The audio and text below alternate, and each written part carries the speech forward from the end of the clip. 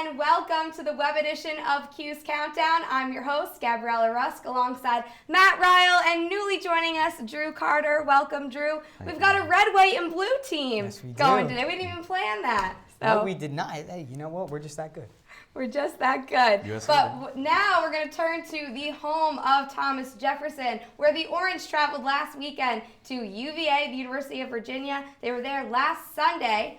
Final score 73-65. The Orange ending their winning streak with and making it the fifth ACC loss. UVA improving to a 4-3. Michael Benajay with 24 points, but it just wasn't enough for the Qs down in Virginia.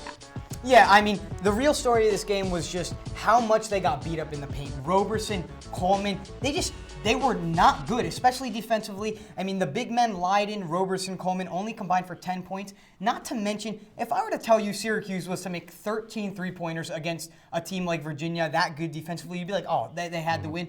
They didn't win. They lost by 8 points, and that just shows how much they got dominated in the paint. 30 to 12 point differential there.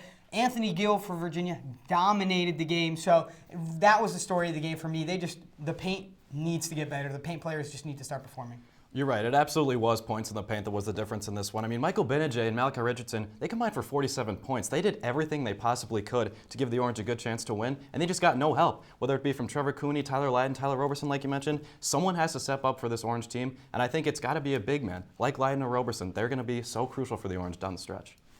All right, well, we're going to get into XFactors and predictions a little bit later, but turning now to meeting Notre Dame's team, let's see who will be joining us in the Carrier Dome on Thursday. And one person that won't be joining us is Demetrius Jackson. He's an Indiana boy, and he's going to stay there. Yeah, a 6'1 junior guard, and he is out with a hamstring injury. And you see, leads the team in points, leads the team in assists. This is a guy who is a leader of this team, and that's why he's such a crucial loss.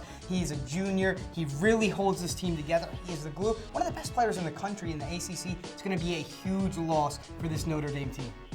But one player that will be making the trip out for the Irish is Zach August. Drew, what can you tell us about him? I think Zach August might be the focal point on offense for Notre Dame in this one, especially with Demetrius Jackson out. I mean, this is a guy who can carry an offense when called upon. He's a 6'10", 240-pound senior from Massachusetts, averaging a double-double this season. He dominates the defensive glass. He's basically Tyler Roberson for Notre Dame, just on the other end, and I think he could stifle Roberson when it comes to the offensive glass. That's been one of the best ways for Syracuse to generate offense this year, is the offensive boards. I think August could be a big reason why Syracuse can't do that. Yeah, and we saw the Virginia game, how they got beat up by Anthony Gill, and August is 2 inches taller than him, so you can imagine how much trouble they're going to have with him.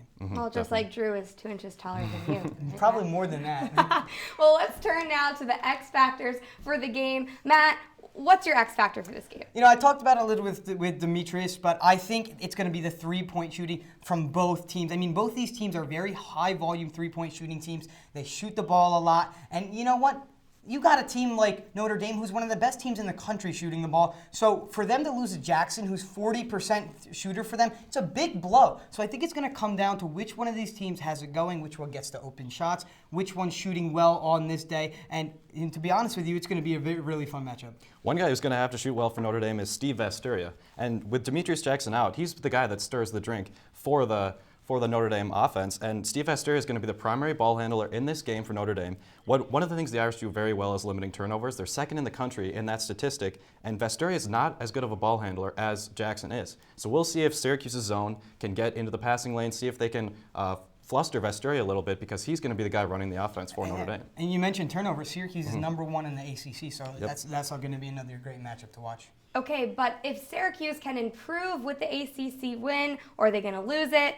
Drew, starting with you, what is your final prediction for this game? My final score for this game is 63-57, and you might say, well, that's really low scoring, but I expect a slow-paced game. Both these teams take a long time on the offensive and defensive side of the ball, and I just think without Demetrius Jackson, Steve Vasturia is going to get flustered by that 2-3 zone. The Carrier Dome's going to be rocking. Syracuse has their backs against the wall. They need this win. Every game is so crucial at this point in the season for them. So I think 63-57, the Orange holds off the Irish. Yeah, I mean, I'm going to go with the upset as well. I think Syracuse wins this game 74-68. As I mentioned, the three-point shooting battle, obviously I think they're going to win that battle. And I think a big reason why is Demetrius Jackson out for them. And he's one of their best three-point shooters, so especially with the way Syracuse has been shooting lately. With Malachi Richardson coming, finally finding form again. He's been shooting hot. So is Benajay. I think they're going to win that battle, and they're going to win the game.